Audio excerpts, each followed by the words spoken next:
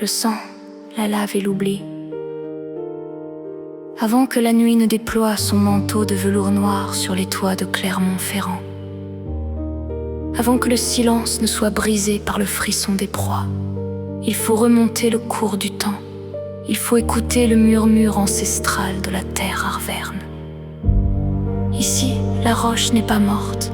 Le basalte qui pave les rues, qui dresse les murs de la cité, est le fruit d'une violence primordiale, celle des volcans d'Auvergne. Et c'est de cette même violence, sourde et souterraine, que sont nés les véritables maîtres de la nuit. L'histoire de notre dimension parallèle ne débute pas par une naissance, mais par une mort volontaire, une effroyable damnation, choisie en pleine conscience. C'était il y a des siècles. Le vent glacial balayait les pentes escarpées de la chaîne des puits, hurlant à travers les cratères endormis. 3 silhouettes gravissaient la roche noire, affrontant les éléments. Ils étaient encore humains, mais leur cœur était déjà gangréné par une terreur absolue. La peur du temps qui passe, la peur de la flétrissure, la peur de la mort, arrivés au bord d'un gouffre où bouillonnait encore la mémoire ardente de la terre. Ils ont scellé un pacte blasphématoire. Ils ont acquis leur immortalité en sacrifiant leur souvenir d'humanité dans la lave des volcans d'Auvergne pour devenir des dieux de la nuit. Ils devaient s'arracher l'âme face au brasier. Ils ont offert leurs émotions, leurs remords et les visages de ceux qu'ils avaient un jour aimés. Le feu tellurique a consumé leur compassion, la remplaçant par un froid absolu, une faim inextinguible et une puissance cauchemardesque. Ce jour-là, 3 prédateurs absolus sont redescendus vers la vallée, porteurs d'une seule et unique vision du monde, la prédation absolue. Ces 3 immortels sont les architectes d'une tyrannie silencieuse. À leur tête se tient le meneur, un aristocrate dont l'élégance naturelle défie les époques. Son visage, taillé dans le marbre le plus pâle, ne trahit jamais la moindre émotion. Son esprit est un labyrinthe de calculs froids et de stratégies millénaires. Il ne chasse pas par simple besoin, il orchestre la mort comme on compose une symphonie macabre.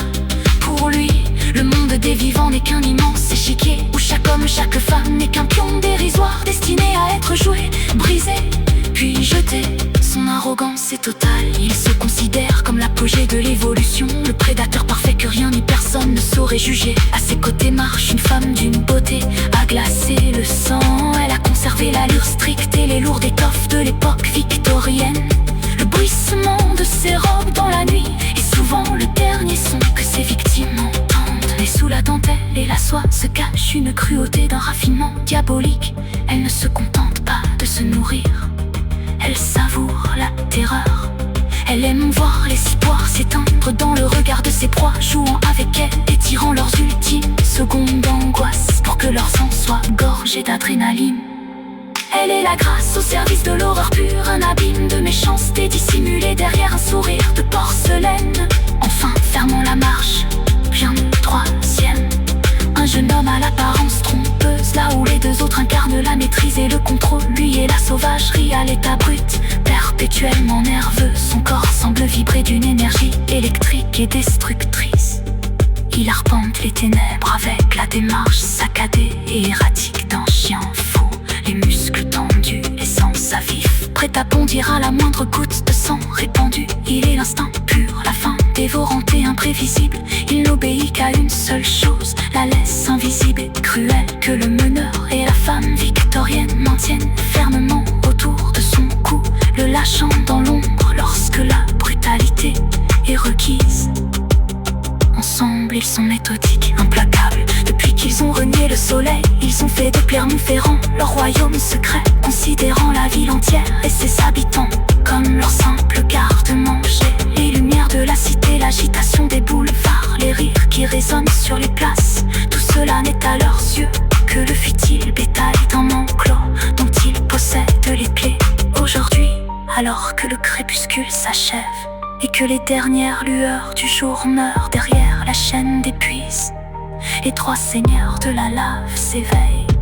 Dans l'obscurité parfaite de leur refuge, ils s'ouvrent les yeux, leurs câlins d'ivoire s'allongent doucement, leur sens se déploie, captant les battements de milliers de cœurs insouciants qui palpitent à la surface. Ils se lèvent dans un même mouvement silencieux. L'aristocrate ajuste le col de son manteau, la femme victorienne lisse les plis de sa robe, et le jeune homme nerveux laisse échapper un grognement sourd, impatient de mordre la nuit. Ils sont sûrs d'eux, ils sont invincibles, ils sont prêts.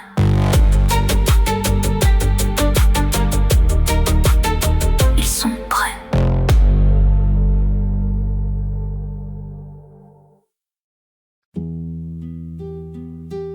Les ténèbres en mouvement. La lourde dalle de basalte dissimulée dans les fondations de la cité pivota dans un long gémissement de pierre, libérant une haleine sépulcrale. Un silence de mort s'échappa des profondeurs, avalant instantanément les bruits lointains de la ville endormie.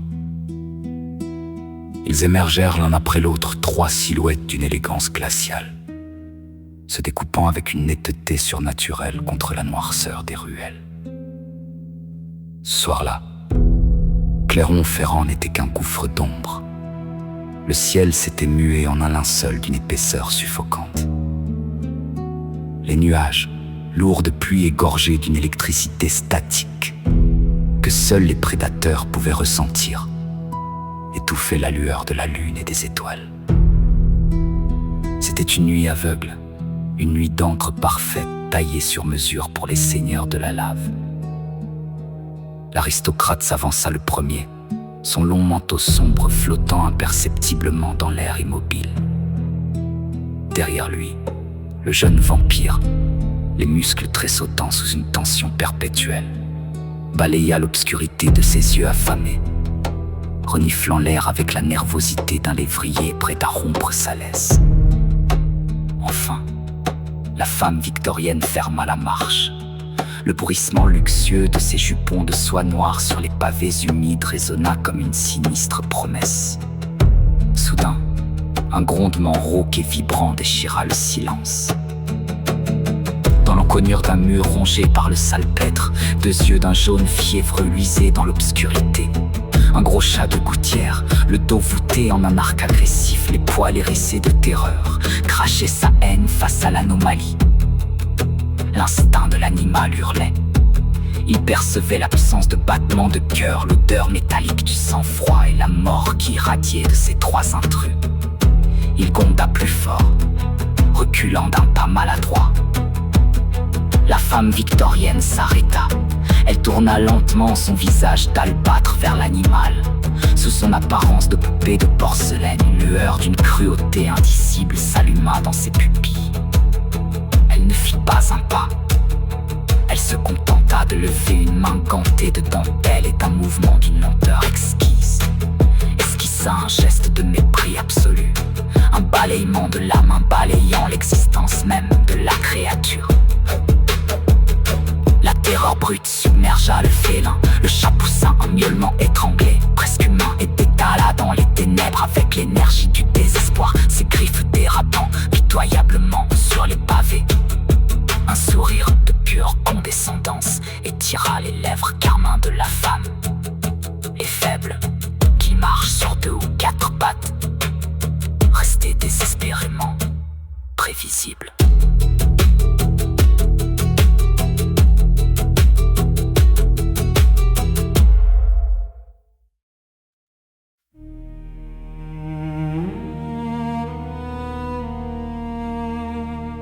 D'un accord tacite, sans qu'aucun mot ne soit échangé, le trio se mit en route. Ils s'élevèrent à travers les rues escarpées, glissant comme une brume empoisonnée vers les hauteurs de la ville. Leur destination s'imposa d'elle-même, le parc Montjuset. Ce belvédère qui, de jour, offrait une vue imprenable sur la cuvette clermontoise, se transformait la nuit en un labyrinthe végétal noyé dans l'obscurité.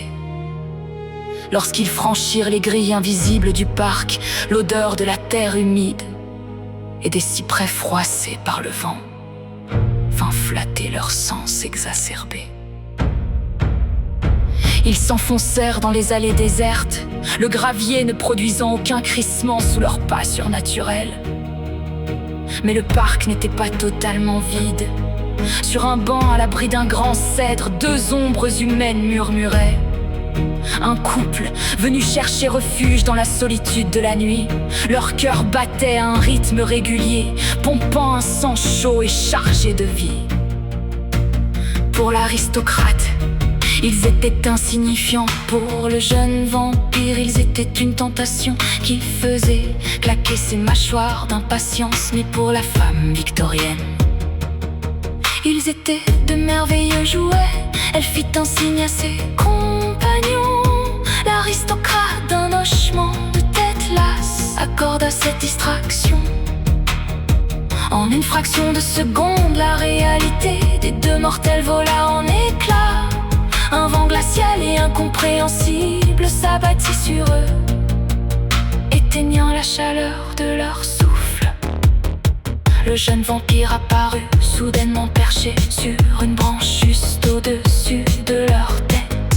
Le visage contorsionné par un rictus animal, ses yeux brillants d'une lueur phosphorescente. L'homme sur le banc n'eut pas le temps d'articuler une parole. La femme victorienne émergea des ombres, se tenant à quelques centimètres de son visage. La froideur de son aura paralysa le couple. Elle se pencha, son visage de madone funèbre, encadré par ses boucles sombres, et dévoila l'ivoire effilé de ses canines. Ses yeux plongés dans les leurs, y distillant une terreur primordiale. La certitude absolue et terrifiante qu'ils étaient face à l'incarnation de la mort. Elle ne les mordit pas, le supplice psychologique lui suffisait amplement. Le hurlement de la jeune femme déchira les entrailles du parc Montjuset. Un cri strident, primitif, celui d'une proie face à l'abîme. L'homme la grippa et dans un mouvement de panique absolue, ils s'enfuirent en trébuchant dans les ténèbres, courant à en perdre le souffle, persuadés que les monstres allaient les dévorer à chaque instant. Leur terreur laissa un goût délicieux dans l'air. La femme victorienne laissa échapper un rire, un son cristallin, cruel et envoûtant, qui résonna lugubrement contre les troncs des arbres centenaires. Le jeune vampire redescendit souplement de sa branche, frustré mais obéissant, tandis que l'aristocrate balayait la ville du regard depuis le belvédère. Ils s'attardèrent là un moment, prenant maître absolu sur la colline plongée dans l'obscurité. Ils contemplèrent Clermont-Ferrand étalé à leurs pieds, une mer de toits noirs d'où émergeaient quelques rares lumières tremblotantes. L'amusement sadique de la femme s'était dissipé, remplacé par la réalité implacable de leur nature. La véritable faim, celle qui tordait leurs entrailles et exigeait un festin, commençait à gronder. Le regard de l'aristocrate, aussi froid que la lame d'un scalpel, se tourna vers le sud de la ville. Il pointa un doigt élégant vers un grand complexe de bâtiments rectilignes, dont les lumières artificielles trouaient faiblement la grisaille ambiante, fonctionnant jour et nuit sans interruption. Un temple de la souffrance, un labyrinthe stérile où la vie et la mort dansaient une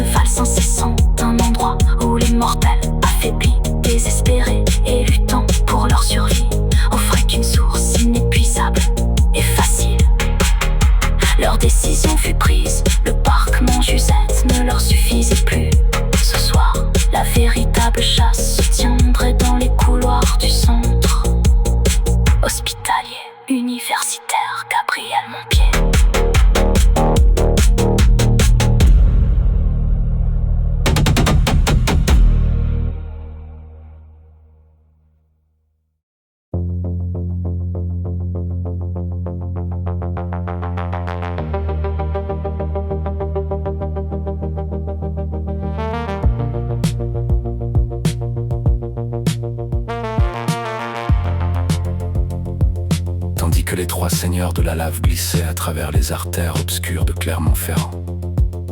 Muse par une faim millénaire, le monde des vivants luttait de toutes ses forces pour ne pas sombrer. Au sud de la ville, le centre hospitalier universitaire Gabriel Montpied se dressait comme un phare de béton et de verre dans la nuit suffocante. À l'intérieur, les urgences ressemblaient à une véritable tranchée. L'air était saturé par l'odeur métallique de la bétadine, de l'éther et de la sueur froide. Les néons blancs grésillaient au-dessus d'un flot incessant de civières. La lourdeur atmosphérique de la nuit semblait avoir déréglé la mécanique fragile des corps humains. Les ambulances déversaient une succession ininterrompue de victimes d'accidents de la route, de crises d'angoisse et de malaise cardiaque inexpliqués.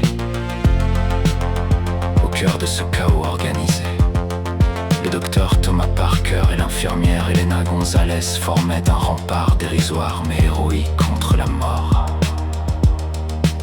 Thomas, les traits tirés par la fatigue, la blouse froissée, venait de terminer un massage cardiaque exténuant. Il s'adossa un instant au comptoir du poste de soins, s'essuyant le front du revers de la manche. Elena le rejoignit, les bras chargés de dossiers médicaux, ses yeux sombres, cernés mais toujours vifs.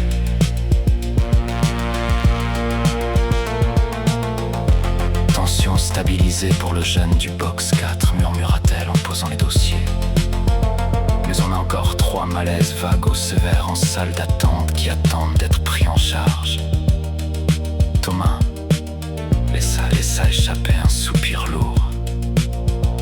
C'est une nuit de folie, Elena. J'ai l'impression que la ville entière est en train de faire des syncopes. Tu as vu l'état du polytraumatisé de la 65. Ses constantes vit-elle jour et yo-yo. C'est la pression atmosphérique, répondit l'infirmière en pianotant rapidement sur un clavier. L'orage couve dehors. Ça tape sur les nerfs et le cœur des plus fragiles. Va boire un café, Thomas. Si tu t'écroules, le service tombe avec toi. Ils échangèrent un regard empreint d'une solidarité silencieuse. Ils auscultèrent, assuraient, couraient de box en box, suturant les chairs et surveillant les moniteurs cardiaques. Ils étaient les sentinelles de la vie. Pourtant, ni le médecin ni l'infirmière ne se doutaient que le véritable danger, cette nuit-là, ne viendrait ni d'un virus, ni d'un accident de la route. Dehors, fendant le vent glacial, les 3 vampires approchaient leurs canines prêtes à mordre, se dirigeaient des reçus avec la certitude arrogante d'y trouver un buffet à volonté. Ils croyaient être les maîtres absolus du destin. Ce qu'ils ignoraient, avec toute la superbe de leur condition d'immortels, c'est que cette nuit précise, dans ce bâtiment précis, le hasard n'avait plus sa place. Ils avaient rendez-vous avec leur propre perdition. Dans la salle d'attente des urgences, l'ambiance était lourde, rythmée par les toux nerveuses et le bourdonnement de la machine à café. Assis sur un siège en plastique bleu, un peu à l'écart de l'agitation principale, se trouvait Antoine. Antoine était un homme dans la force de l'âge, dont le regard, bien que voilé par la cécité, dégageait une profonde sérénité. Il était là pour sa sœur, foudroyé plus tôt dans la soirée par l'un de ces mystérieux malaises qui frappaient la ville inquiet. Il attendait des nouvelles. Mais il n'était pas seul. Couché paisiblement sur ses pieds, lui offrant la chaleur réconfortante de son pelage reposé à pied. C'était une magnifique chienne labrador à la robe sable, son harnais de guidage posé sur le siège voisin. Elle respirait calmement, formant un ancrage vital pour son maître au milieu de ce tumulte hospitalier.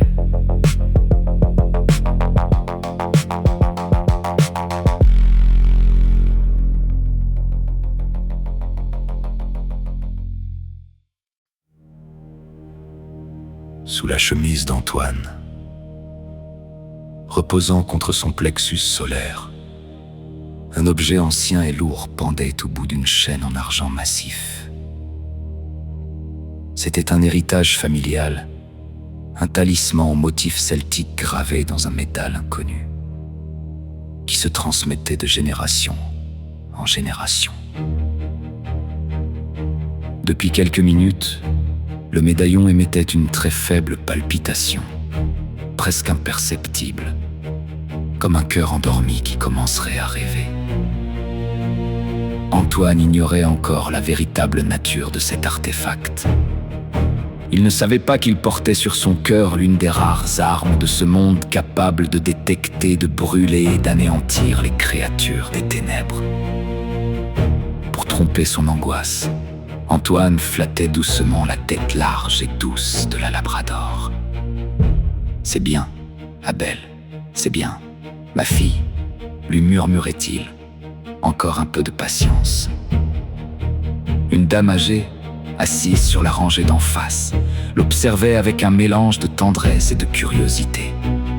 Les nerfs à vif, elle cherchait une distraction. « Excusez-moi, monsieur », finit-elle par dire d'une voix chevrotante. « Elle est absolument superbe, votre chienne. C'est votre chien guide. » Antoine sourit poliment, tournant son visage vers le son de la voix. « Oui, madame, elle s'appelle Happy, elle est si sage. Ça doit être un travail incroyable pour les dresser ainsi, comment font-ils ?» C'était une question qu'on lui posait souvent, et Antoine y répondait toujours avec une immense ferveur. Parler d'Happy apaisait son anxiété. « C'est bien plus qu'un simple dressage, madame. C'est une véritable éducation, expliqua-t-il d'une voix posée. Tout commence avec les familles d'accueil. C'est fondamental. À l'âge de 2 mois, le chiot est confié à une famille bénévole pour une durée d'environ 1 an. Leur rôle est crucial. Ils doivent sociabiliser l'animal, lui apprendre la propreté, les ordres de base, et surtout l'habituer à tous les environnements possibles. La ville, la foule, les transports en commun, les bruits soudains. Le chien doit devenir un adulte équilibré et confiant. La vieille dame l'écoutait, fascinée. Et ensuite, Happy est entré à l'école de chiens guides d'aveugles de Lyon et du centre et poursuivi, Antoine avec une pointe de fierté dans la voix. Là-bas, ce sont des éducateurs spécialisés qui prennent le relais pendant 6 à 8 mois. Ils lui apprennent le vrai travail de guidage, éviter les obstacles, mémoriser des parcours, chercher les passages piétons, les portes ou les escaliers. Mais le plus impressionnant, c'est ce qu'on appelle la désobéissance intelligente. Si je lui ordonne d'avancer, mais qu'un danger que je ne perçois pas se présente, comme une voiture silencieuse ou un trou sur le trottoir, Happy est éduqué pour refuser mon ordre et bloquer le passage pour me protéger. C'est fascinant, souffla la dame, c'est un véritable ange gardien. Oui, sourit Antoine en caressant les oreilles de la Labrador sable. Et une fois l'éducation terminée, il y a le stage de remise. Happy et moi avons dû apprendre à faire équipe, à nous faire mutuellement confiance. Aujourd'hui, nous sommes les yeux l'un de l'autre. Soudain, la main d'Antoine se figea sur le pelage de la chienne. Sous sa chemise, le talisman venait de s'éveiller brutalement. La faible palpitation s'était transformée en une vibration sourde mécanique, résonnant contre ses côtes. Le métal, jusqu'alors à la température de son corps, se mit à chauffer de manière alarmante. Une lueur bleutée, intense et pulsante, filtra à travers le tissu de son vêtement, illuminant le bas de son visage. « Monsieur », s'inquiéta la vieille dame en reculant sur son siège, votre poitrine brille. Antoine ne l'entendit pas. Son esprit venait d'être happé par une voix ancienne, résonnant à l'intérieur même de sa boîte crânienne, froide et impérieuse, comme le métal dont était forgé le talisman. « Prends garde, porteur de lumière. Les vampires approchent. Le mal est à nos portes. » Antoine eut le souffle coupé au même instant. Happy bondit sur ses 4 pattes, toute sa douceur venait de s'évaporer. La chienne Labrador, d'ordinaire si placide, se planta fermement devant son maître. Ses babines se retroussèrent, dévoilant ses crocs, et les poils au niveau de son échine se hérissèrent drastiquement.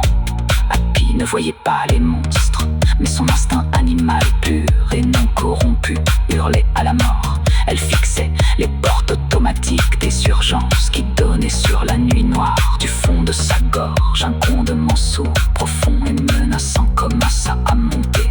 Le froid s'infiltra dans la salle d'attente. Les lumières des néons se mirent à clignoter violemment. De l'autre côté des portes vitrées, 3 silhouettes d'une élégance terrifiante venaient d'apparaître sous la pluie. Le destin venait d'arriver au CHU.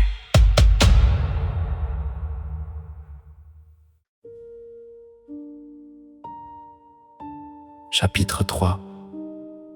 Le talisman et l'éclat des ténèbres. Le froid qui venait de s'abattre sur la salle d'attente du CHU n'avait rien de naturel. Ce n'était pas le simple courant d'air d'une nuit d'orage, mais une morsure glaciale. Une chute de température si brutale qu'elle semblait figer l'oxygène dans les poumons. La vieille dame assise face à Antoine frissonna. Mais ce n'était pas de peur. Sous ses airs de retraité fragile, dissimulés sous un épais gilet de laine et une écharpe discrète, se cachait une âme ancienne et puissante. Son véritable nom était Christine. Elle appartenait à une lignée oubliée, celle des sorcières blanches, des gardiennes séculaires de la lumière qui œuvraient dans le plus grand des secrets pour maintenir l'équilibre du monde et repousser les forces de la nuit. Mue par un instinct viscéral, un avertissement qui résonnait dans son sang bien avant que son esprit ne le formule, Christine tourna lentement la tête vers l'entrée principale. À travers les grandes portes vitrées balayées par la pluie, elle les vit. 3 silhouettes immobiles, majestueuses et terrifiantes qui se découpaient dans l'obscurité du parking. L'aristocrate, la femme victorienne, le jeune chien fou. Même à travers le double vitrage, la sorcière blanche put sentir l'aura de mort absolue qui émanait d'eux. Elle sut immédiatement ce qu'ils étaient, les seigneurs de la lave, les prédateurs immortels qui avaient renié leur humanité dans les cratères de la chaîne des puits. Et ils venaient pour se nourrir. Le regard de Christine se détacha de la menace extérieure pour se poser à nouveau sur le jeune homme non-voyant assis en face d'elle. Jusqu'à cet instant précis, elle n'avait pas prêté attention à la faible lueur qui irradiait sous sa chemise. Elle avait cru à la lumière d'un banal téléphone portable. Mais alors que les monstres approchaient de l'hôpital, l'éclat bleuté s'était intensifié, vibrant d'une énergie fantastique presque sacrée. Tout fit soudainement sens dans l'esprit de la sorcière. La cécité d'Antoine, son calme olympien, la présence de cette chienne guide au pelage sable, et cette lumière pulsante, semblable à un astre captif. Le talisman des Celtes. Les légendes de son couvent parlaient de cet artefact inestimable, forgé dans une aube lointaine pour débusquer les créatures de l'ombre. Il choisissait son porteur. Il avait choisi cet homme, précisément parce que ses yeux ne pouvaient être trompés par les illusions des monstres. Seul son cœur pur pouvait voir la véritable lumière. Christine se leva avec une souplesse que son âge n'aurait pas dû permettre.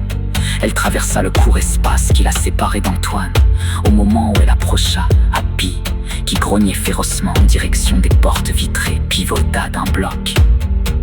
La labrador était prête à attaquer quiconque menacerait son maître. Mais lorsque le regard de la chienne croisa celui de la vieille dame, un miracle silencieux se produisit. L'instinct infaillible de l'animal scanna l'âme de Christine. Happy sentit la chaleur, la bienveillance absolue et la magie protectrice de la sorcière blanche. Immédiatement, la chienne cessa de grogner dans sa direction, relâcha la tension de son encolure et laissa échapper un petit gémissement d'assentiment avant de se retourner, plus concentrée que jamais, vers les portes de l'hôpital. Christine posa doucement une main sur l'épaule d'Antoine. Le contact fut tiède, rassurant. « N'ayez pas peur, Antoine, » murmura-t-elle d'une voix qui n'avait plus rien de chevrotant. « Une voix ferme, chargée de siècles de sagesse. Je m'appelle Christine. Je sais ce qui est en train de se réveiller sur votre poitrine. Et je sais ce qui se tient de l'autre côté de ces vitres. Antoine, le souffle court, la main toujours crispée sur le médaillon brûlant, releva la tête. Madame, la voix dans ma tête. Le métal brûle. Ce n'est pas une malédiction, mon enfant, c'est votre destinée, répondit la sorcière blanche en se penchant à son oreille pour ne pas céder à la panique ambiante. Je suis une praticienne de la magie blanche, une sorcière. Si vous préférez les vieux mots, je consacre mon existence à lutter contre les ténèbres et vous, sans le savoir, vous portez l'arme la plus redoutable qui soit contre elle. Elle glissa un regard anxieux vers les portes. Les 3 vampires s'étaient mis en marche. Leurs ballons, prédateurs, résonnaient déjà sur le parvis extérieur.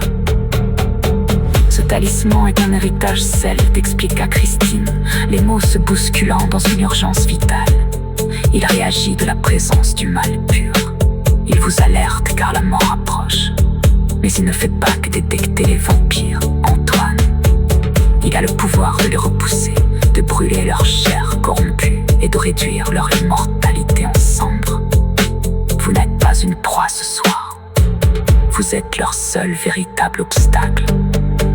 Laissez la magie de l'artefact fusionner avec votre volonté.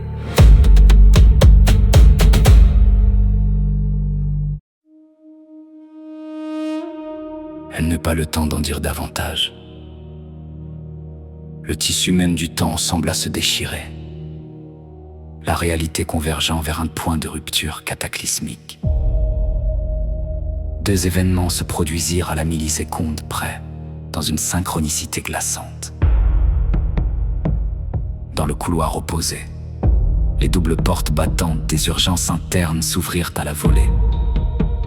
Le docteur Thomas Parker et l'infirmière Elena Gonzalez faisaient irruption dans la salle d'attente, les visages éclairés par des sourires soulagés.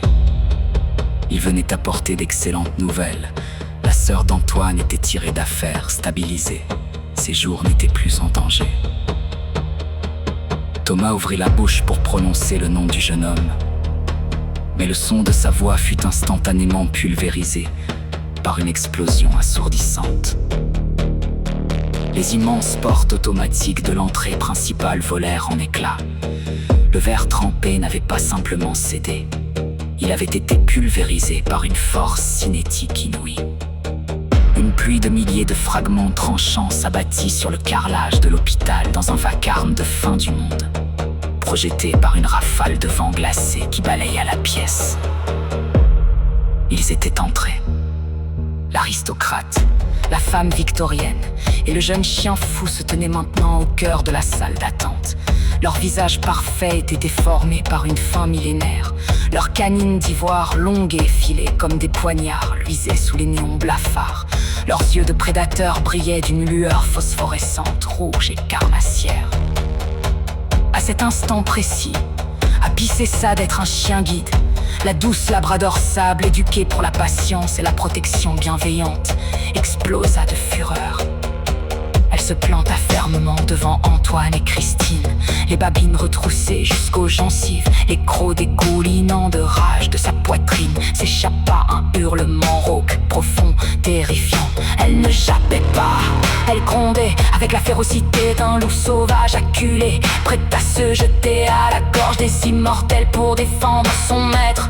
Un silence de plomb succéda au fracas du verre. L'air était devenu irrespirable, saturé par la peur animale qui s'emparait des vivants. Thomas et Elena étaient pétrifiés près du comptoir, les dossiers médicaux glissant de leurs mains tremblantes pour s'écraser sur le sol.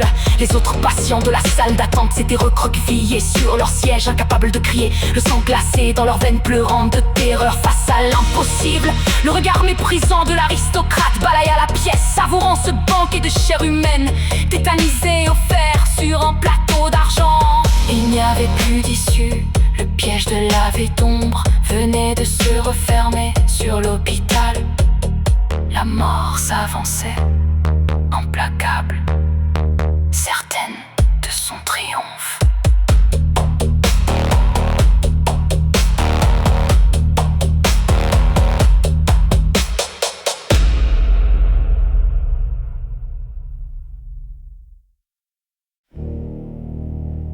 L'arrogance des immortels et la lumière celte. La salle d'attente, quelques secondes auparavant rythmée par le bourdonnement monotone de la machine à café et les soupirs d'impatience, bascula dans un pandémonium absolu. L'effroi, pur et primal, s'empara des lieux. Les patients, oubliant leurs blessures et leurs maux, reculèrent en hurlant, tentant de se fondre dans les murs d'un blanc stérile. Les cris de terreur s'entremêlèrent au vacarme des alarmes de sécurité qui venaient de se déclencher, inondant le hall d'une lumière stroboscopique qui découpait les trois ombres de manière encore plus cauchemardesque. Derrière le comptoir d'accueil, le docteur Thomas Parker et l'infirmière Elena Gonzalez restèrent d'abord cloués sur place, le souffle court. Leur cerveau rationnel d'hommes et de femmes de science luttaient désespérément pour rejeter l'image qui s'imposait à leur rétine. Pourtant, au fond de leurs entrailles, une vérité ancienne et oubliée se réveillait. Tous deux partageaient depuis des années une passion commune pour la littérature d'horreur. Ils avaient dévoré les classiques, frissonné sur les descriptions de monstres tapis dans les Carpates ou dans les brumes de Londres. Ils s'étaient souvent amusés à imaginer que ces mythes contenaient une part de vérité. Ce soir, la vérité venait de faire exploser la porte de leur hôpital. Le teint cadavérique, l'absence totale de respiration, les canines d'ivoire qui dépassaient de leurs lèvres exsangues et cette aura glaciale qui figeait l'air lui-même. Thomas et Elena comprirent instantanément à quoi ils avaient affaire. Les vampires n'étaient pas des contes pour enfants, ils étaient là, en chair et en ténèbres. Le médecin et l'infirmière échangèrent un regard où se mêlait la terreur absolue et une résolution suicidaire. Ils étaient le rempart, c'était leur hôpital, leurs patients mus par un courage insensé. Thomas fit un pas en avant, s'interposant entre les créatures et les malades recroquevillés, suivi de près par Elena. Mais leur esprit tournait à vide. Comment combattre le mythe? Ils n'avaient ni pieux de frêne, ni crucifix, ni balles d'argent. Leurs scalpels et leurs défibrillateurs n'étaient que des jouets ridicules face à l'éternité. L'aristocrate, voyant ces deux misérables mortels en blouse blanche se dresser sur son chemin, laissa échapper un rire grave, un son caverneux qui fit vibrer les vitres encore intactes. Admirez cette touchante pathétique, susurra le meneur, sa voix résonnant avec une noblesse glaciale, sans qu'il n'ait besoin de hausser le ton pour dominer le chaos. La science moderne qui tente de faire barrage à l'ordre naturel. Vous pensez soigner la vie, docteur? Vous n'êtes que les gardiens d'un bétail vieillissant, et nous avons faim. La femme victorienne s'avança avec une grâce serpentine, ses jupons frôlant les débris de verre sans produire le moindre son. Elle pencha la tête sur le côté, détaillant Elena avec un sourire qui n'était qu'une promesse d'agonie. J'aime quand ils essaient d'être braves, minauda-t-elle, ses yeux écarlates brillant d'une cruauté abyssale. Leurs petits cœurs de moineaux battent à tout rompre, l'adrénaline donne tellement de corps au sang. Je prendrai l'infirmière, je veux ouvrir ses veines lentement. Je veux qu'elle regarde sa précieuse vie s'écouler sur ce carrelage stérile, pendant que j'écouterai ses prières s'éteindre une à une. Son désespoir sera un millésime exquis. Derrière eux, le jeune vampire trépignait, ses griffes rayant machinalement le métal d'une chaise roulante. Un filet de salive perlait à la commissure de ses lèvres retroussées. il d'une voix gutturale, presque animale. Ils sentent la sueur et la peur, je veux les déchirer. Laissez mon main, laissez-moi briser les os de ceux qui pleurent dans le fond.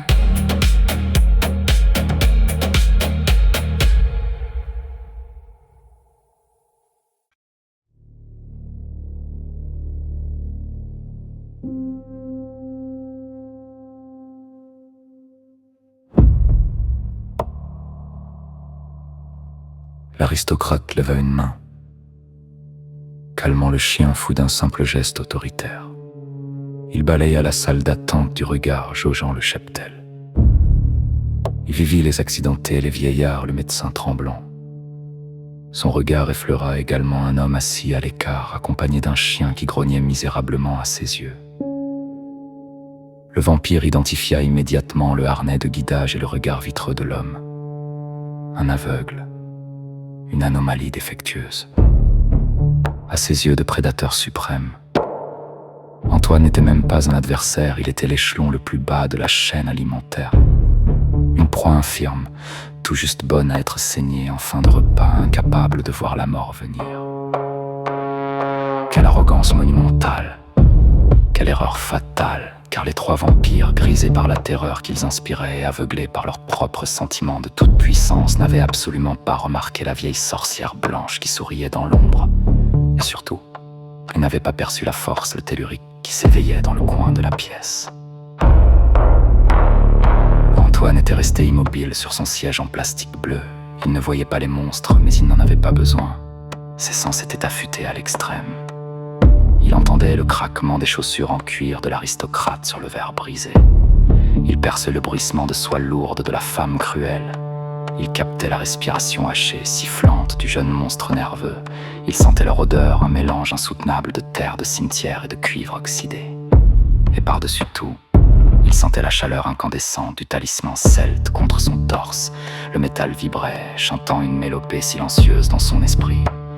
La magie blanche du médaillon et l'aura protectrice de Christine venaient de se synchroniser avec sa propre détermination. Toute sa vie, il avait composé avec l'obscurité. Il en connaissait les contours, les pièges, la quiétude, mais l'obscurité que ces créatures amenaient était corrompue, contre nature. Antoine savait exactement ce qu'il devait faire, c'était une certitude viscérale absolue. Avec une lenteur délibérée, tranchant radicalement avec la panique ambiante, Antoine se leva rapide, cessa de grogner pour se coller contre la jambe de son maître, formant un bloc inébranlable avec lui. Le mouvement d'Antoine était si calme, si fluide qu'il passa presque inaperçu dans un premier temps. Guidé par l'écho de la voix arrogante du meneur qui continuait de narguer Thomas, Antoine pivota son corps dans la direction exacte des trois immortels. Son oui spatialisait la menace avec une précision millimétrique. Il leva la main vers son cou. Ses doigts, guidés par la chaleur, se refermèrent sur la chaîne en argent massif. Doucement, très doucement, il tira le talisman de sous sa chemise. La lueur bleutée, d'abord confinée sous le tissu, s'échappa soudain à l'air libre. L'atmosphère de la pièce en fut instantanément modifiée. L'air, rendu respirable par la présence vampirique, sembla soudain s'alléger. Toujours avec cette lenteur solennelle et implacable, le regard droit et digne bien que perdu dans le vide, Antoine tendit le bras en avant. Il ouvrit la paume de sa main, brandissant l'artefact celte haut devant lui, dressant l'antique lueur protectrice directement en direction des visages mortels tellement pâles, des trois prédateurs de la nuit.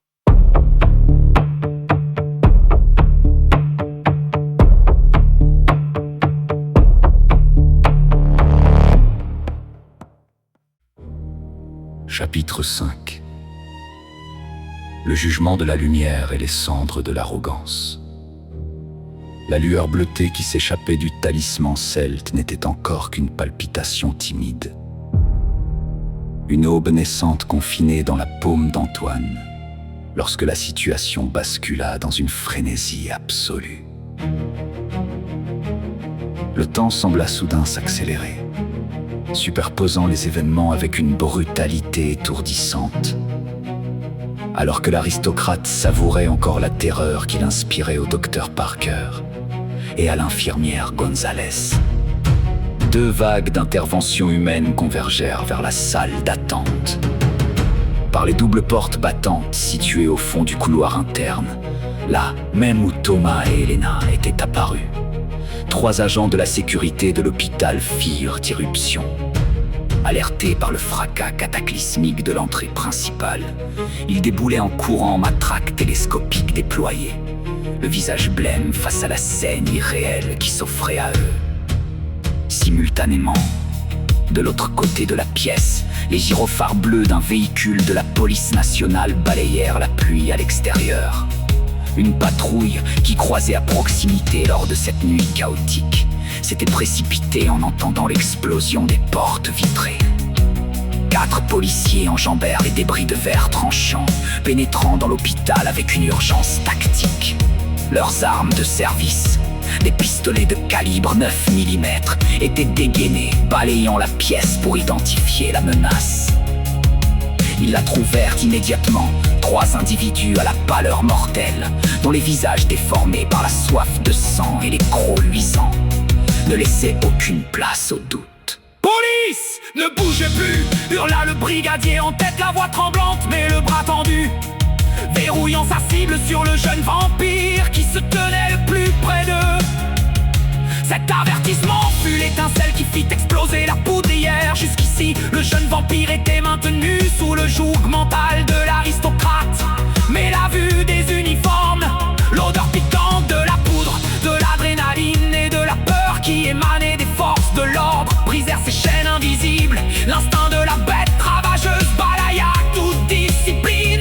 Non, reste! Ordonna l'aristocrate d'une voix cinglante, devinant la folie de son subordonné. Mais il était trop tard, le chien fou avait désobéi, poussant un hurlement guttural qui n'avait plus rien d'humain. Le jeune vampire pivota sur lui-même, oubliant les patients, apeuré pour faire face aux policiers. Ses muscles se tendirent comme des ressorts d'acier, et il bondit en avant avec la vitesse d'un projectile. Toute griffe dehors, la mâchoire grande ouverte pour déchiqueter la gorge du brigadier. Les policiers n'eurent pas le temps de réfléchir, l'entraînement prit le dessus. Les 4 armes crachèrent le feu simultanément. Le vacarme des détonations dans l'espace clos de la salle d'attente fut assourdissant, résonnant violemment sur le carrelage et les murs nus. Les éclairs de bouche illuminèrent la pièce, des balles frappèrent le jeune vampire en pleine poitrine, dans les épaules et le torse. La force d'impact cinétique aurait dû faucher n'importe quel homme, le projeter au sol dans une mare de sang. Mais le monstre ne vacilla même pas. Les balles perforèrent sa veste, s'écrasant contre sa chair glacée et pétrifiée sans causer la moindre hémorragie. Sans ralentir sa course effrénée. Pire encore, cette attaque dérisoire eut pour seul effet de le rendre d'une humeur massacrante. Ruiné dans son élan, son vêtement troué, il se réceptionna lourdement sur ses pieds, le visage tordu par une rage phénoménale, prêt à massacrer ces misérables mortels qui osaient l'égratigner. C'est exactement à cette fraction de seconde, au cœur de ce pandémonium de cris, de fumée et de poudre, Antoine agit.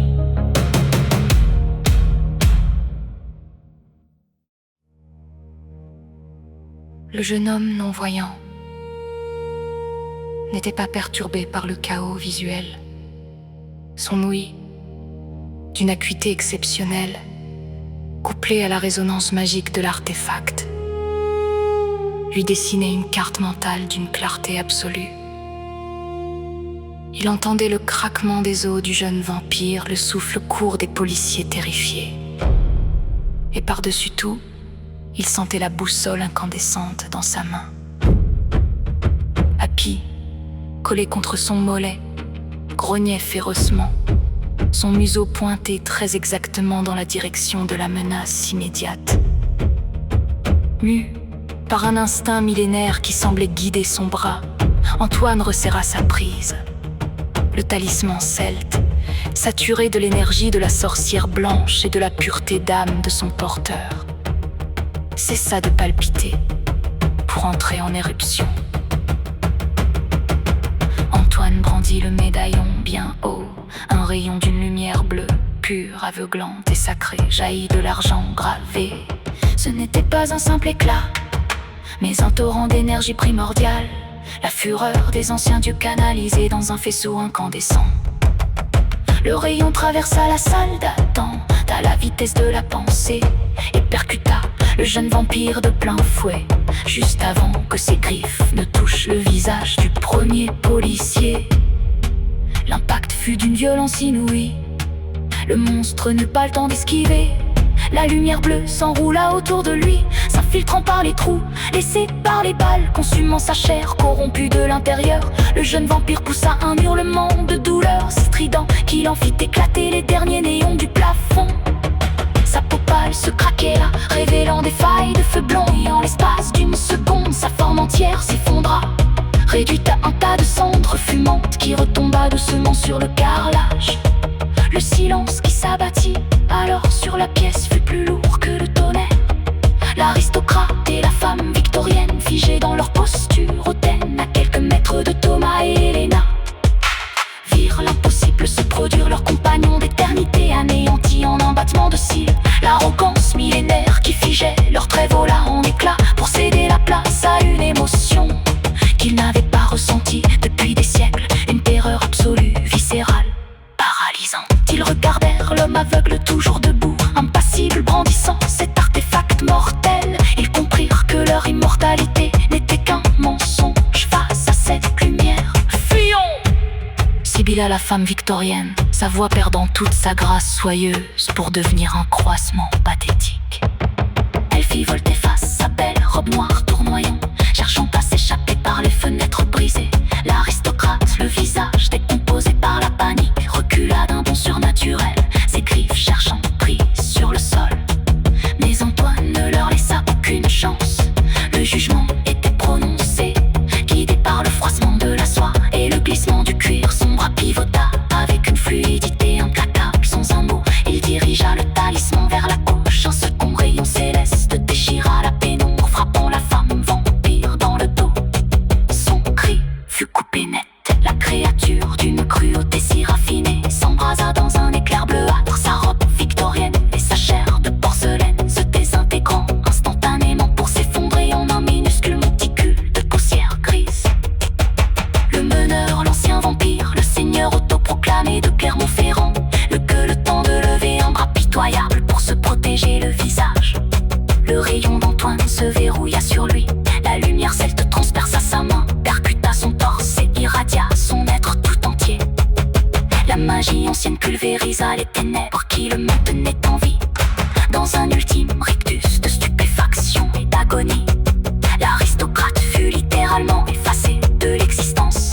La cendre grise pleuva sur le sol stérile de l'hôpital, rejoignant celle de ses pairs. Puis la lumière du talisman décrut lentement, se rétractant à l'intérieur du métal chaud, jusqu'à ne redevenir qu'une lueur apaisante et discrète dans la paume d'Antoine. Dans la salle d'attente ravagée, le calme revint, un calme lourd, sacré, seulement troublé par le souffle lointain du vent d'orage à l'extérieur. Tous les regards convergeaient désormais vers le même point, vers ce jeune homme non-voyant, d'un calme olympien, qui baissait lentement le bras contre sa jambe. Papilla, labrador sable, avait cessé de grogner. Elle s'assit docilement sur ses pattes arrière, la tête haute, reprenant son rôle de protectrice et de guide, l'air de dire à l'assemblée: personne ne touche à mon maître. Les policiers, les mains encore tremblantes sur leurs armes inutiles, regardaient le petit tas de cendres à leurs pieds. Puis le jeune homme, incapable d'assimiler le miracle. Les agents de sécurité, les patients, tous comprirent dans un frisson muet qu'il venait d'échapper au pire des cauchemars, et qu'il devait la vie à cet inconnu aveugle et pas la magie incompréhensible qu'il tenait entre ses doigts depuis sa chaise. La vieille Christine souriait, ses yeux pétillaient d'une malice joyeuse. Christine était contente, car le talisman celtique avait détruit ces 3 vampires. Thomas et Helena, qui s'étaient recroquevillés près du comptoir, regardaient avec admiration l'homme non-voyant. Ils ne savaient pas encore que ce jour n'était que le début d'un combat contre le mal, car celui-ci renaît toujours sous différentes formes. Pour l'heure, tous les regards étaient rivés sur Antoine et sa belle labrador sable, Happy. Clermont-Ferrand avait dorénavant un protecteur. Les monstres tapis dans les recoins les plus obscurs n'avaient plus qu'à bien se tenir. Sinon, ils goûteront à la puissance du talisman celtique et à son rayon mortel pour les puissances des ténèbres.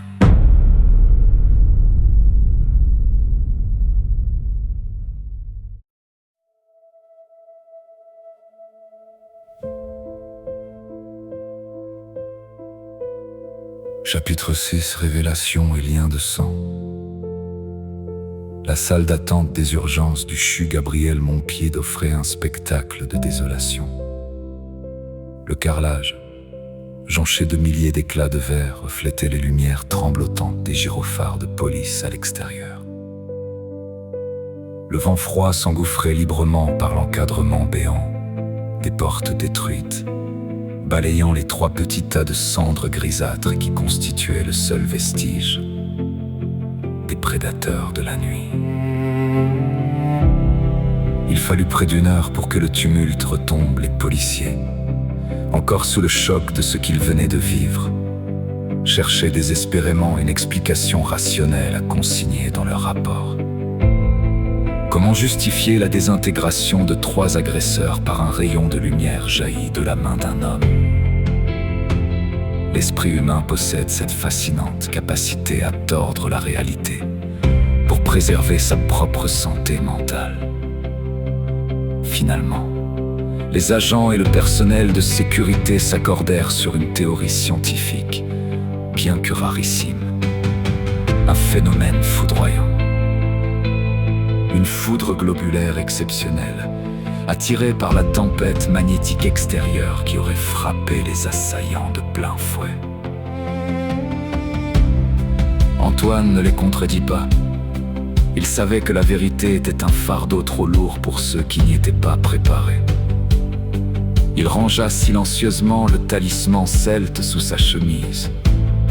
Le métal, à présent tiède et inoffensif, semblait s'être endormi.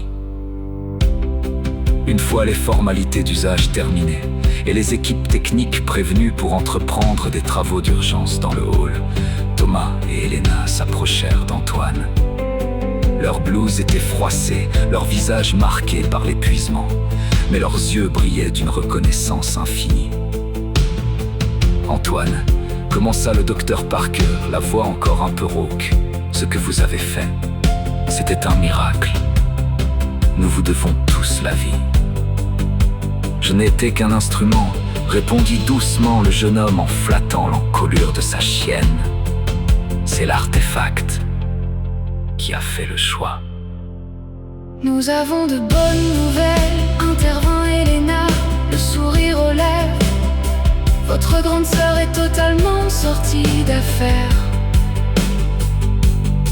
Ses constantes sont parfaites, c'est presque à n'y rien comprendre. Au vu de son état à son arrivée, elle a été installée dans une chambre au 1er étage. Vous pouvez aller la voir. Le visage d'Antoine s'éclaira d'un soulagement immense. Je vous accompagne, proposa Thomas. Avec les débris partout, c'est plus prudent. Est-ce que je peux me joindre à vous? Demanda soudain une voix âgée mais assurée. C'était Christine, la vieille dame, s'était approchée à pas mesurer. Antoine sentit Happy remuer la queue d'un battement joyeux contre sa jambe. L'instinct de la Labrador validait la présence de cette femme. Et Antoine avait une confiance absolue en son chien.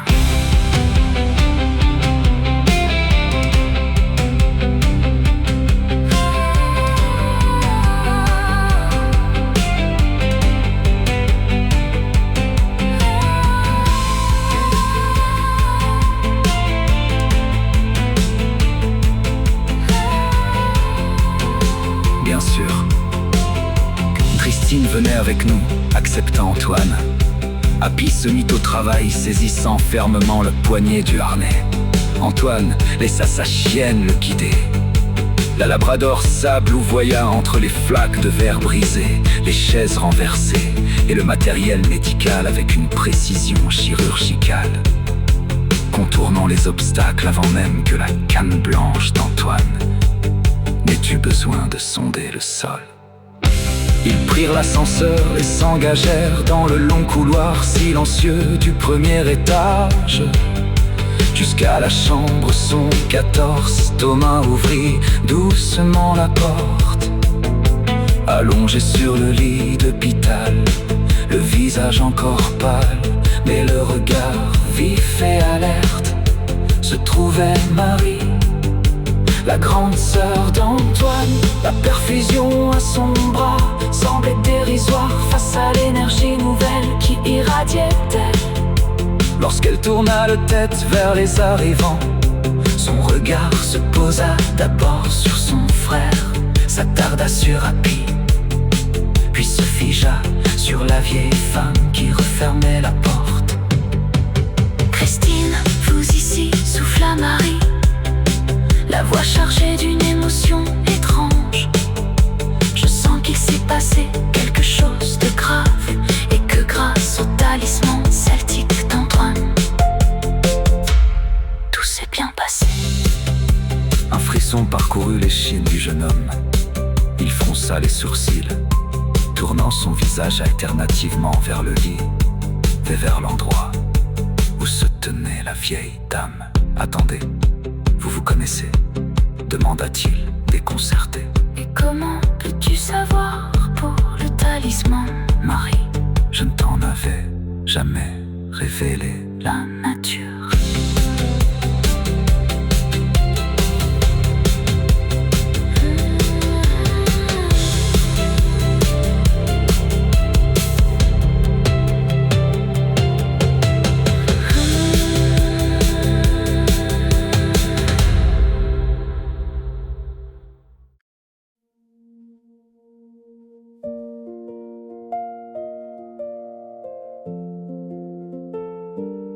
Christine s'avança, un sourire bienveillant aux lèvres.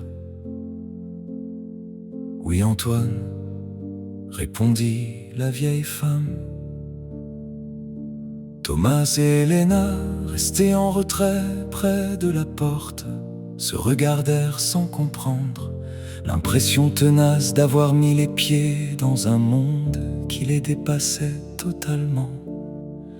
Mais ils eurent le véritable choc de leur vie lorsque Marie se redressa légèrement sur ses oreillers, posa son regard sur son frère et prononça ces mots. Oui, Antoine, le malaise que j'ai eu a permis à mes dons de se débloquer. Je suis comme Christine, une sorcière blanche. Un silence de cathédrale tomba sur la chambre d'hôpital. Thomas dut s'appuyer contre le mur pour ne pas chanceler, tandis qu'Helena portait une main à sa bouche, les yeux écarquillés. Une sorcière? Bégaya le médecin, dont la rationalité venait à nouveau d'être fracassée. Le terme peut faire peur quand on a lu trop de romans. Docteur Parker explique à Christine avec une douceur infinie. Mais nous n'avons rien à voir avec les jeteuses de sorts ou les adeptes de la magie noire. Les sorcières blanches sont les gardiennes de l'équilibre. Nous puisons notre énergie dans la nature, dans les courants telluriques de notre terre arverne, dans la bienveillance et la lumière. Notre rôle est de guérir, de protéger le voile qui sépare le monde des vivants des abysses. Ce malaise, ce n'était pas mon cœur qui lâchait, compléta Marie en regardant son frère. C'était un éveil brutal. J'ai ressenti l'approche de ces choses. Ces trois vampires, leur corruption était si forte qu'elle a saturé l'air de Clermont-Ferrand ce soir. Mon corps n'a pas supporté ce raz de marée énergétique, et mon esprit s'est fracturé pour laisser place à la magie qui dormait en moi. Antoine, bouleversé, s'approcha du lit. Happy posa délicatement son museau sur le bord du matelas pour saluer Marie. Et le talisman? Demanda Antoine en touchant sa poitrine. Comment se fait-il que je sois le seul à avoir pu m'en servir? Parce que c'est lui qui t'a choisi, mon frère, murmura Marie avec tendresse. Christine prit le relais, s'adressant autant à Antoine qu'au médecin et à l'infirmière, fascinée par ce récit. Ce médaillon est un héritage fabuleux. Il a été forgé il y a des siècles par les druides celtes qui foulaient nos volcans.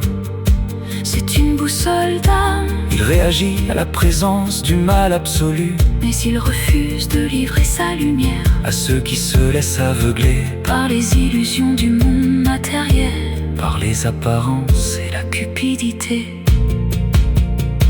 Il avait besoin d'un porteur pur, comprit Elena dans un souffle. Quelqu'un qui voit avec le cœur. Exactement, approuva Christine. La cécité d'Antoine n'est pas une faiblesse, c'est le sanctuaire de sa clairvoyance. Les vampires se croient maîtres de l'obscurité, mais ils n'ont pas compris que l'obscurité d'Antoine est remplie de lumière, guidée par une pureté d'instinct que même cette chienne magnifique partage.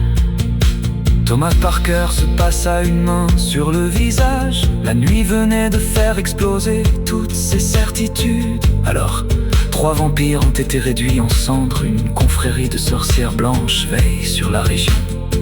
Et un talisman antique vient de sauver mon service des urgences, résuma-t-il, un demi-sourire incrédule naissant sur ses lèvres. Je crois que je ne regarderai plus jamais la chaîne des puits de la même manière. Ce n'est que le début, docteur prévint Marie, le visage soudain très sérieux. Les 3 créatures que mon frère a détruites cette nuit n'étaient qu'une ramification du mal. La véritable guerre, celle qui oppose l'ombre à la justice et à la rédemption, est en train de se mettre en place. Les fondations de Clermont-Ferrand grondent. Antoine resserra ses doigts sur la poignée du harnais tapis. La chaleur du talisman résonnait encore à l'intérieur de sa poitrine. Il ne voyait pas les visages autour de lui, mais il sentait leur force, leur unité. Le destin venait de tisser un filet indestructible autour d'eux.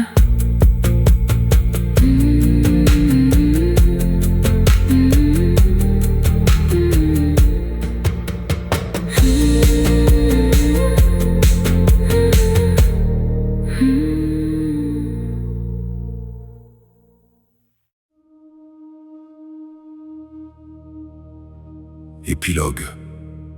Les gardiens de l'Arverne et l'ombre du volcan. Les épreuves qui frôlent l'indicible possèdent ce pouvoir singulier. Elles lient les âmes bien plus solidement que le sang ou les années. La nuit de terreur vécue aux urgences du CHU Gabriel Montpied ne fut pas seulement une victoire contre les ténèbres. Elle fut le creuset où se forgeait une fraternité inébranlable. Depuis ce jour, le docteur Thomas Parker et l'infirmière Elena Gonzalez ne furent plus de simples soignants aux yeux d'Antoine et de Marie. Ils devinrent leurs plus proches amis, leurs confidents. Les frontières entre la médecine rationnelle et la magie ancestrale s'étaient effondrées pour laisser place à une confiance absolue souvent.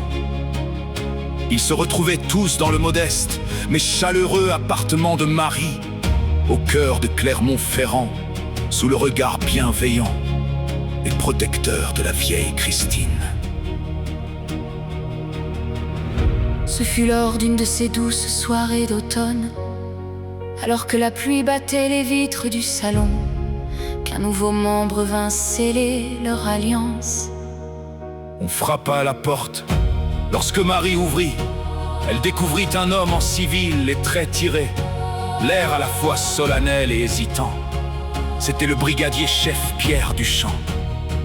L'homme qui, quelques semaines plus tôt, avait ordonné de faire feu sur une créature immortelle. Il lui avait fallu du temps pour digérer le traumatisme, pour accepter que le monde n'était pas circonscrit aux lois du code pénal.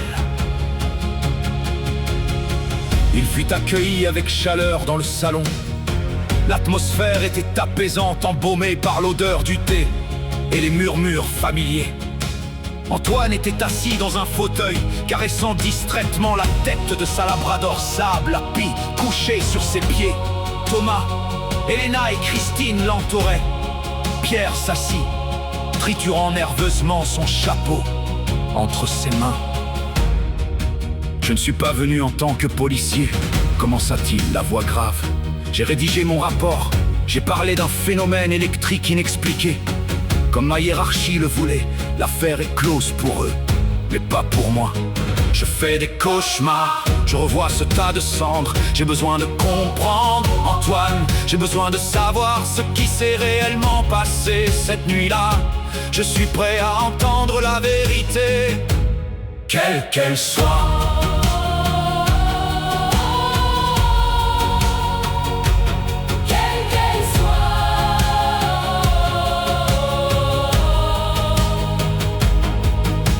Silence respectueux s'installa.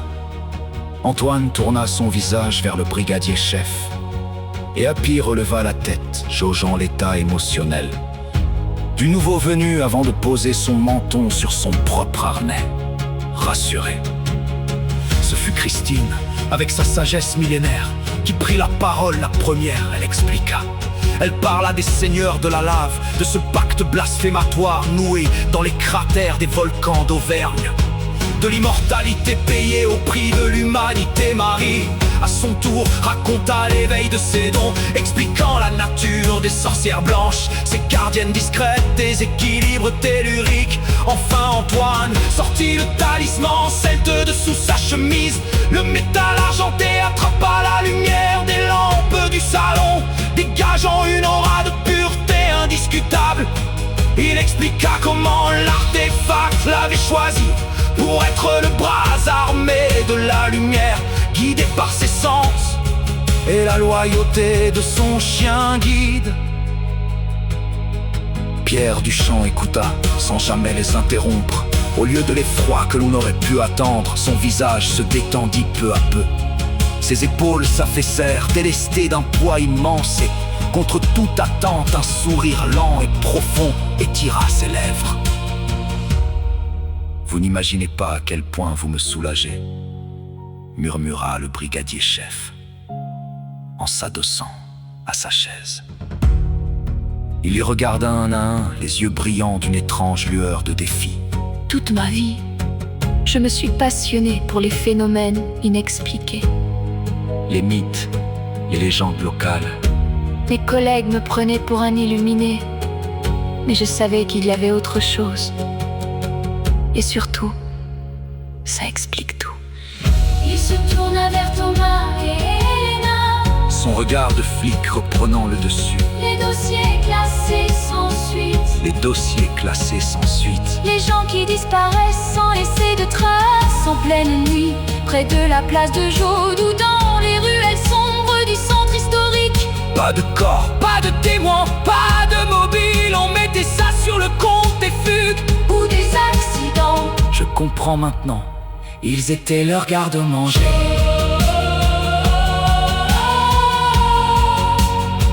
Ils étaient leurs garde-manger.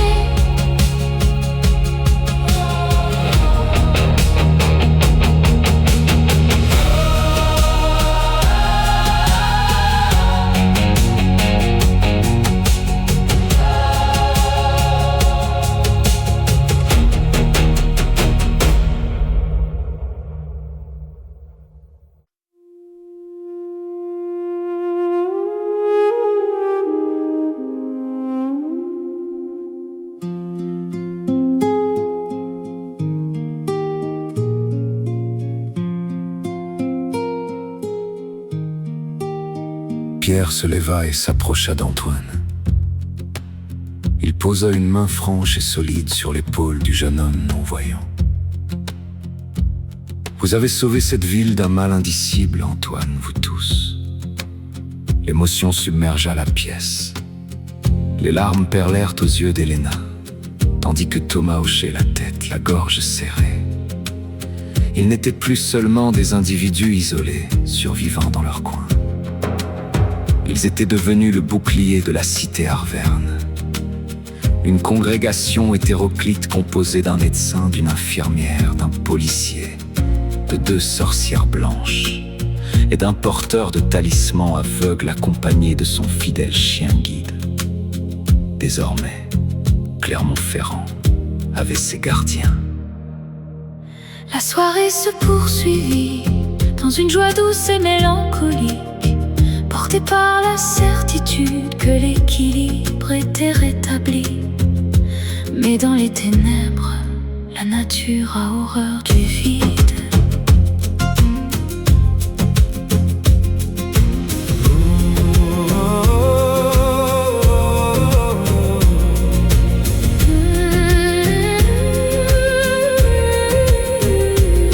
Loin du centre-ville, à plusieurs kilomètres de là, le vent glacial hurlait sur les flancs endormis de la chaîne des puits. Tapis non loin du pied du majestueux puits de dôme dans une caverne que la roche dissimulait depuis des siècles, le sol trembla. Une masse titanesque, recouverte d'une fourrure noire et drue, s'extirpa de la terre. Ce n'était pas un homme maudit en quête de rédemption, c'était l'incarnation d'une sauvagerie primordiale, un gigantesque loup-garou d'une malfaisance repoussante, dont la bave acide rongeait la pierre. Ses yeux jaunes, injectés de sang et de folie meurtrière, s'ouvrirent dans la nuit. Il renifla l'air, captant l'odeur lointaine des vivants. Ses griffes de la taille de poignard s'enfoncèrent dans le basalte, et un hurlement a glacé le sang, déchira la quiétude des volcans.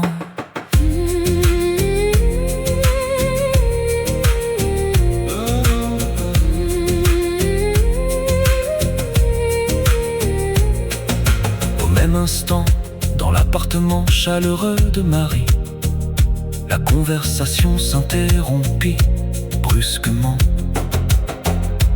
Contre la poitrine d'Antoine, le talisman celtique venait de s'éveiller.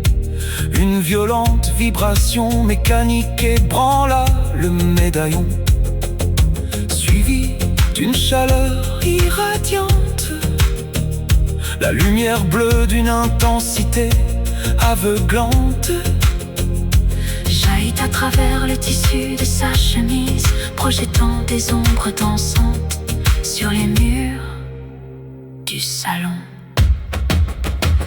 Le sang se figea dans les veines de tous les gardiens. Au pied de son maître, Happy se leva d'un bond, les babines retroussées, la truffe pointée vers les fenêtres qui donnaient en direction de l'ouest. La douce labrador laissa échapper un grognement sourd, vibrant de terreur et de combativité.